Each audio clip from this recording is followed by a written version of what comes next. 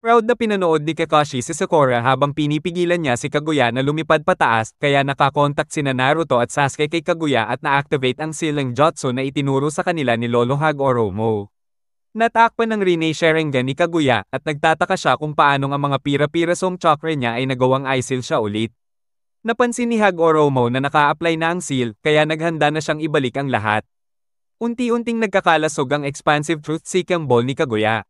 Nagsimula ng masil ang lupa at si Kaguya at unti-unti siyang bumalik sa pagiging demonic statue of the outer path habang humiwalay na rin ang mga bidyo sa kanya. Lumabas ang katawan ni Madara mula sa rabbit head. Nagkita-kita na sina Sasuke, Kakashi, Sakura, at ang mga bidyo. Si Naruto naman ay hinanap si Black Zetsu na may plano ng muli para sa pagbabalik ni Kaguya. Tinawag ni Naruto si Black Zetsu na spoiled na bata na takot mahiwalay sa nanay niya, sabay hinagis ito papunta sa bagong buo na buwan para masil din. Bumalik si Naruto sa grupo at nagtaka si Sakura kung paano sila makakabalik sa normal na mundo. Tinawag ni Hagoromo ang lahat pabalik gamit ang tulong ng mga dating cage na tinawag niya mula Pure Land. Binati ni Hagoromo si Kakashi dahil sa teamwork niya sa ceiling, pero chill lang si Kakashi at sinabing maliit lang ang bag niya. Nagpaalam na rin si Kakashi kay Obito habang unti-unting nawawala ang chakra nito sa kanya. Pinigilan ni Hagoromo si Sasuke na lapitan si Madara na halos patay na. Nagkaroon ng last convo sina Madara at Hashirama bago tuluyang mamaalam si Madara. Inanunsyo ni Hagoromo na i-release na niya ang mga cage na tinawag, pati na rin ang mga nasummon sa Impure World Reincarnation. Binati ni Minato si Naruto ng happy birthday habang sumisikat na ang araw. Nagsabi ng mabilis si Naruto ng madaming bagay na gusto niyang ipasabi ni Minato kay Kushina habang unti-unting bumabalik sa kabilang buhay ang mga kaluluwa ng cage. Umalis na ang mga kaluluwa ng mga cage. Free na rin ang mga bidyo at nagplano na kung saan sila pupunta. Sinabihan ni Hagoromo si Kurama na bumalik kay Naruto dahil meron siyang piraso ng chakra ng lahat ng bidyo, kaya pwede siyang maging group chat ng mga ito. Tinanong ni Hagoromo sina Naruto at Sasuke kung nagbago na ang sagot nila dati. Sabi ni Naruto, hindi nagbago, at dahil sa laban nila kay Kaguya, mas thankful siya na si Kushina ang nanay niya. Pinaliwanag ni Hagoromo na dahil may chakra ng mga bidyo si Naruto at may Rinnegan si Sasuke, kaya nilang i-unlock ang Infinite Tsukuyomi. Pero shock lahat ng sinabi ni Sasuke na gusto muna niyang patayin ang 5 cage bago i-release ang jutsu. Nilagay niya sa Genjutsu ang mga bidyo at plano niya rin silang patayin. Humingi ng sorry si Naruto kay Hagoromo. Nagtanong si Kakashi kung anong trip ni Sasuke.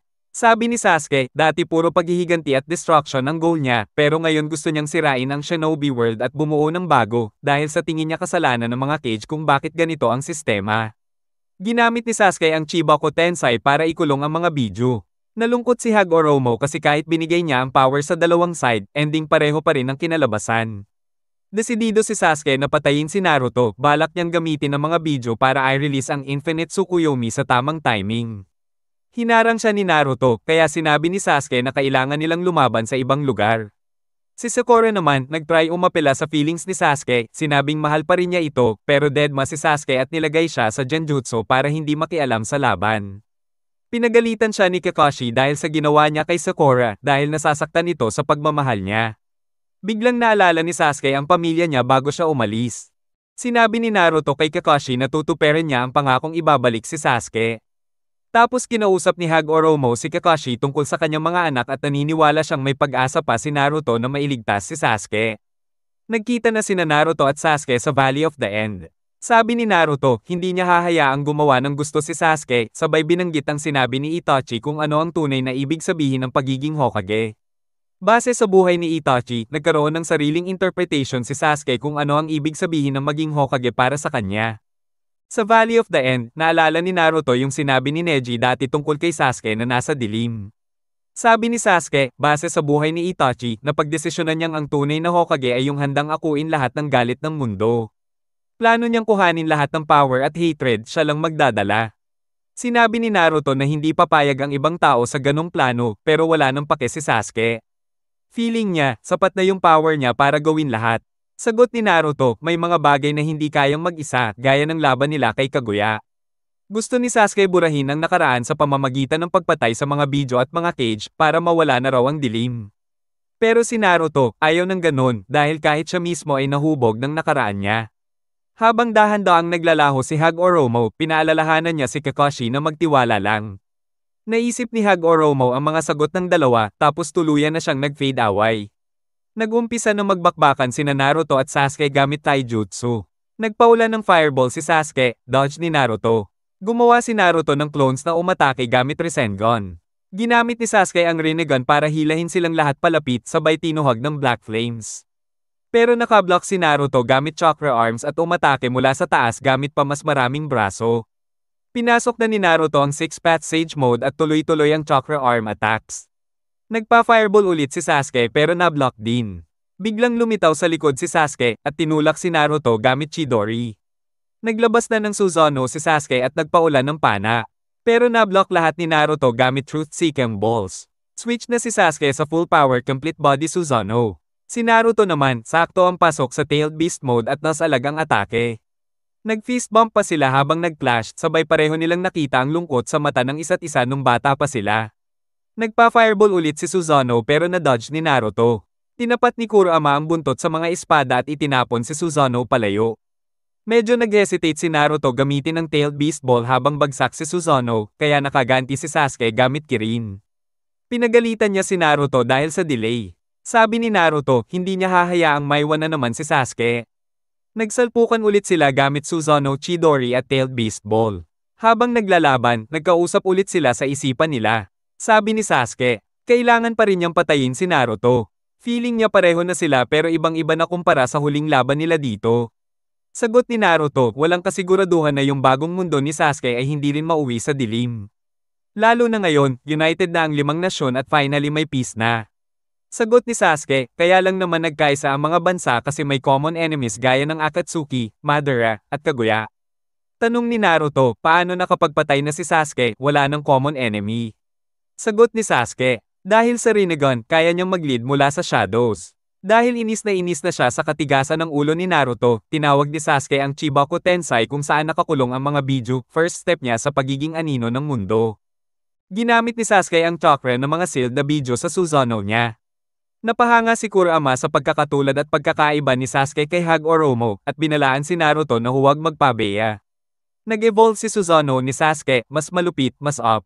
Gumawa si Naruto ng mga shadow clone, lahat naka-tailed beast mode. Nilate siya ni Sasuke, akala niya ginagamit lang ni Naruto yun para itago ang pagiging loner.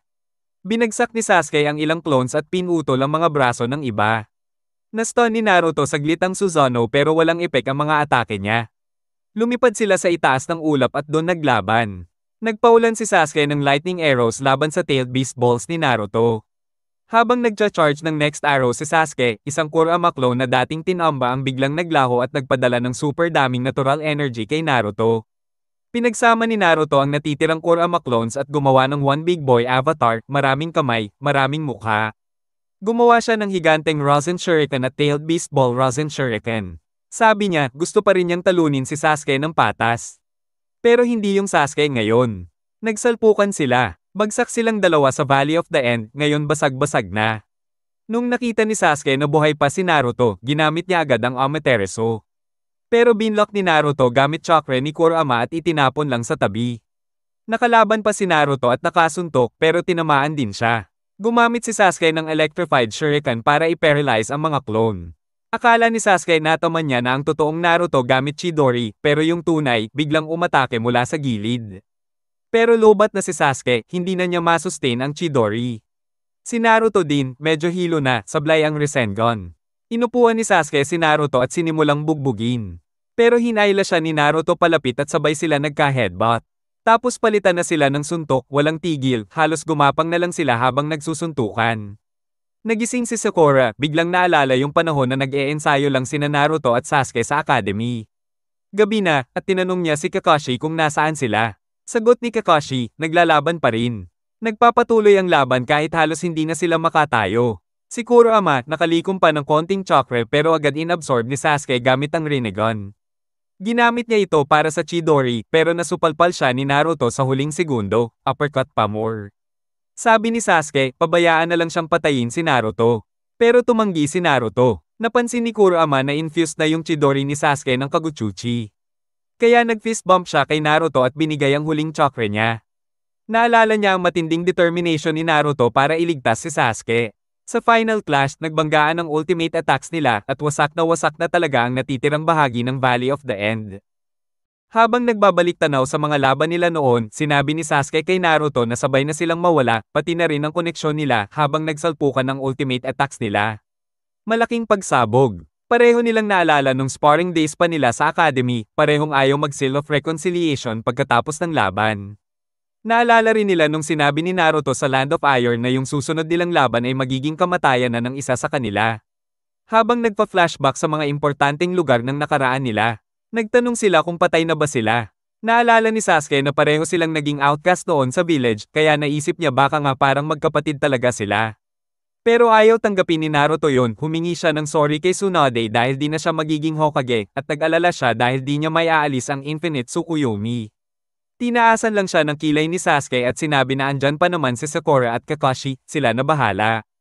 Iniisip niya rin na baka magkita na ulit sila ni Itachi. Nagising si Sasuke, gabi na. Sinabi ni Naruto na kapag gumalaw pa sila, baka tuluyan na silang mamatay sa pagdurugo. Tinanong ni Sasuke kung bakit pinilit pa ni Naruto ang connection nila kahit si Sasuke na mismo ang nagputol noon. Sabi ni Naruto, kaibigan niya si Sasuke. Nag-follow up si Sasuke, ano bang ibig sabihin ng pagiging kaibigan sa kanya? Sagot ni Naruto, nasasaktan siya kapag nakikitang si Sasuke ay pinapasan lahat mag-isa. Nagbalik tanaw si Sasuke. Naalala niya yung mga panahon na si Naruto ay nagtatangka lang mapansin ng iba. At naalala niya yung pamilya niya sa bawat kilos ni Naruto. Dati, tingin niya, kahinaan lang ang pakikipagkaibigan. Pero habang magka-teammate sila at nagsasama sa mga mission, nagbago yung pananaw niya. Naalala ni Sasuke ang hirap na dinanas ni Naruto, pati na rin ang mga usapan nila ni Itachi tungkol sa pagiging Hokage. Dito niya na-realize gaano kahalaga ang mga kaibigan. Sa wakas, nagising sila pareho, umaga na. Tumawa si Sasuke nung sinabi ni Naruto na gusto pa raw siyang labanan kahit sugatan na sila ng todo. Habang sumisikat ang araw, umamin si Sasuke na talo na siya. Sabi niya, kung mamatay siya, doon na rin matatapos ang cycle ng paghihiganti. Dagdag niya, pwede namang tanggalin ng Infinite Tsukuyomi kahit patay na siya, ilipat na lang ang Rinnegan niya sa iba. Pero sabi ni Naruto, kung handa naman siyang mamatay, mas okay na mabuhay siya at tumulong na lang makiisa ang lahat ng shinobi. Duda si Sasuke, baka ayaw naman ng iba makipagtulungan sa kanya, at baka balang araw, bumaliktad na naman siya kay Naruto. Pero kumpiyansa si Naruto, alam niyang hindi na mangyayari yon. Tinanong ni Sasuke kung paano siya sigurado, at sagot lang ni Naruto, magkaibigan sila. Biglang naiyak si Sasuke at tumalikod ng tingin. Nanatili silang magkasama doon, pareho silang duguan at wasak ang dominanteng braso nila. Dumating sina Sakura at Kakashi sa gilid ng wasak na Valley of the End. Nakita nila sina Naruto at Sasuke na nakahandusay. Tumalon si Sakura pababa at sinimulan gamutin ang mga sugat sa braso ng dalawa. Nagpasalamat si Naruto. Una, ayaw pa magpagamot ni Sasuke, pero nung sinabi ni Sakura na kailangan niya mag-focus, humingi ng tawad si Sasuke sa lahat ng ginawa niya, naiyak si Sakura. Pinanood sila ni Kakashi habang nakangiti at nagtatawanan, at naalala niya ang unang pagkikita nila bilang Team 7. Naisip niya na bumalik na talaga si Sasuke. Habang nagpapahinga si Sasuke, nag-isip siya tungkol sa landas nila ni Naruto. Unti-unting nalanta ang mga ugat ng God Tree. Nailigtas ang mga taong natrap sa Infinite Tsukuyomi matapos sabay gawin ni Naruto at Sasuke ang mga hand seal gamit ang natitirang kamay nila. Pinalaya rin ni Sasuke ang mga tailed beasts. Ibinigay ni Tenten kay Daro ang Beni Hasago, kaya nailigtas sina Samui at Atsu. Sa Konoha naman, ginanap ang libing para sa mga namatay. Kabilang sina Shakaku, Inoichi, at Neji. Lumipas ang ilang panahon, dumagsa ang daan-daang tao sa Konoha para makita si Naruto. Binati ni Tsunade si Kakashi bilang bagong Hokage, at sinabing kung kinaya niya ang daming papel noon, kakayanin din ni Kakashi. Dumating sa Konoha ang mga entourage ng Raikage at Casecage at nakipagkita kay Naruto. Tinanong nila ang tungkol sa braso niya, at sinabi niyang plano ni Tsunade na gumawa ng bagong braso gamit ang cells ni Hashirama. Nakakulong si Sasuke, naka-jacket buong katawan at may seal sa mata. Si Guy naman, na-check up, at sinabing di na siya pwedeng maging shinobi dahil sa pinsala, pero chill lang siya. Habang papunta sila ni Naruto sa academy, sinabi ni Shikamaru na assistant na siya ni Hokage, at si Kakashi na ngayon ang Hokage. Nakipagkita sila kina Kakashi at Iruka. Gusto sana ni Kakashi gawin agad na Jonin si Naruto, pero kailangan muna raw mag-aral. Naglabas sina Iruka, Konohamaru, Mogi at Uda ng makakapal na study materials para tulungan si Naruto maging Jonin sa loob ng 2 taon. Napa-facepalm si Naruto, pero pinaalalahanan siya ni Konohamaru na walang shortcut sa pagiging Hokage. Sabi ni Kakashi, magaling si Naruto at mabilis matuto pero kailangan din ng kaalaman kaya pwede siyang tulungan ni Shikamaru. Buong araw siyang tinuruan ni Iruka tungkol sa kasaysayan ng mga shinobi. Kinagabihan, habang papunta sila sa ramen, nagpasalamat si Naruto kay Iruka sa pagtanggap sa kanya noon. Dahil doon, naging ganun siya ngayon. Na-touch si Iruka at sinabing libre ang lahat ng ramen na gusto niya. Bumisita si Kakashi kay Sasuke sa kulungan. Kinabukasan, pinalaya na si Sasuke. Dahil sa naging ambag niya sa pagtatapos ng gyera, pinatawad siya. Gusto ni Sasuke maglakbay mag-isa para matuto at magbayad sala. Sinabi ni Sakura na hintayin muna niya ang artificial arm niya pero tumanggi si Sasuke. Tinanong ni Sakura kung pwede siyang sumama. Pero tumanggi ulit si Sasuke, hindi raw siya parte ng mga kasalanan niya. Nalungkot si Sakura. Bilang pamamaalam, tinapak ni Sasuke ang noo ni Sakura at nangakong magkikita pa sila. Habang palis si Sasuke, dumating si Naruto at iniabot sa kanya ang scratch na forehead protector niya, yung itinago niya ng ilang taon.